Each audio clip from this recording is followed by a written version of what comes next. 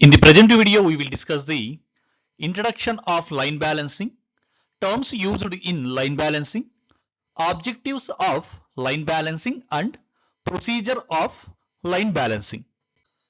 Line balancing means distributing work equally among all workstations so that no worker or machine is idle or overloaded.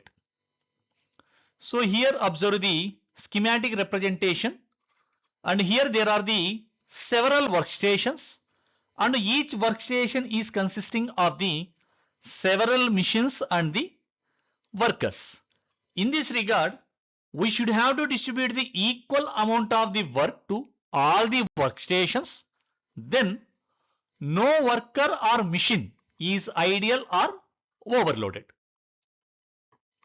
The aim is to arrange all tasks among workstations so that each workstation takes nearly the same amount of the time.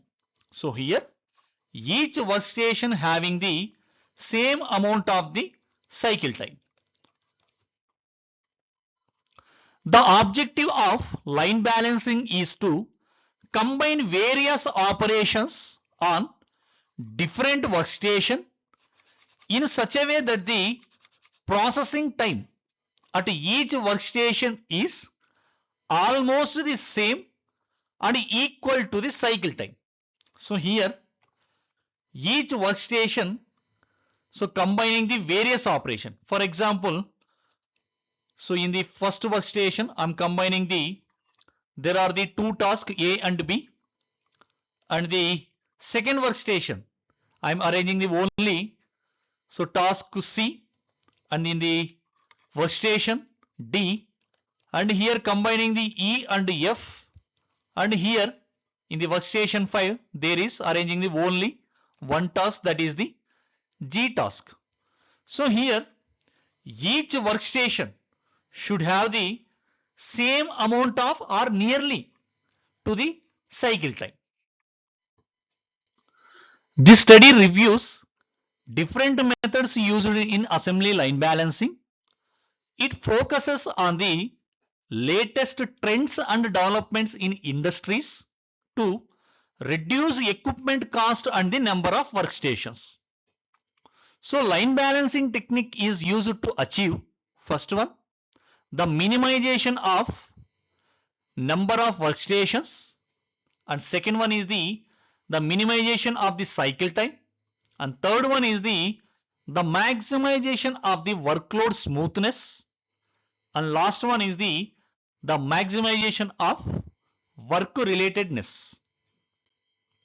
So next we will discuss about the terms used in line balancing. First one is the precedence requirements.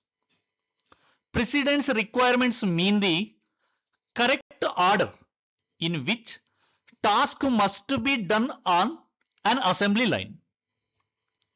Some task must be completed before the other task. For example, a product cannot be packed before all its parts are assembled. So precedence requirements are the show the order clearly by using a precedent diagram.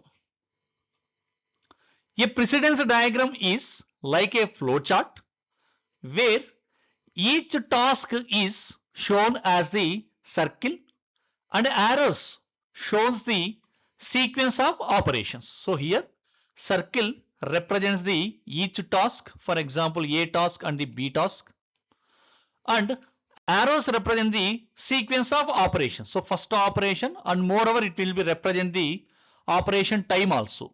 It will be represent operation time. So next second term is the cycle time restrictions. So I have to see the cycle time. Cycle time is the maximum time allowed to at each workstation to produce one unit so that the required production rate is achieved. So cycle time is represent for the time of the workstation. So in the simple words, it tells how fast each station must work. So let's see the formula. How to calculation of the cycle time.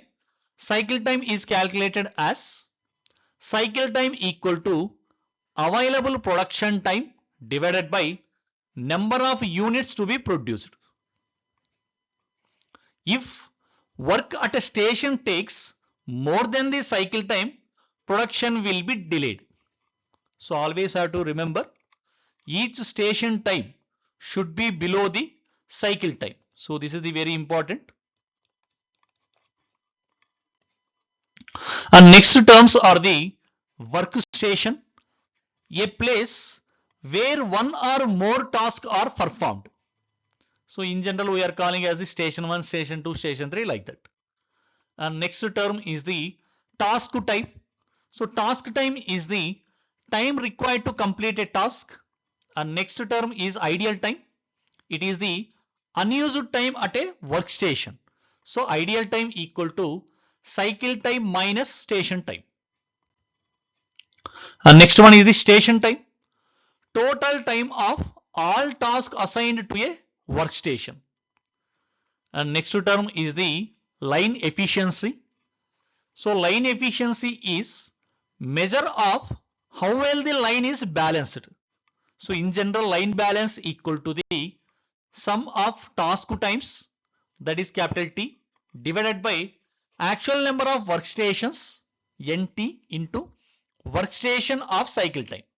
So efficiency equal to the capital T, sum of the all the task time divided by NT, number of station theoretically, into the cycle time, that is the capital C. So next one is the balance delay. Balance delay is the percentage of ideal time in the system.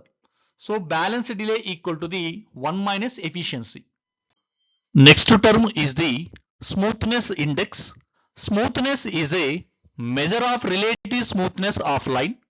So smoothness index equal to the square root of summation of I equal to 1 to n maximum station time minus station time of ith station whole square. It is nothing but square root of summation of ideal time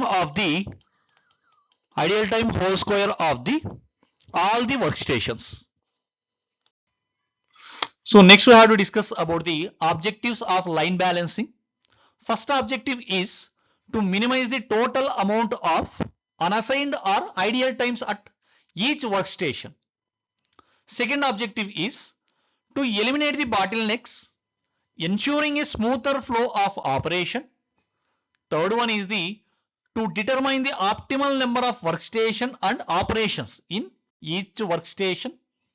And fourth one is the to maintain morale of workers, since the work content of the different workers will not be of great difference. So equal amount of the work we have to distribute.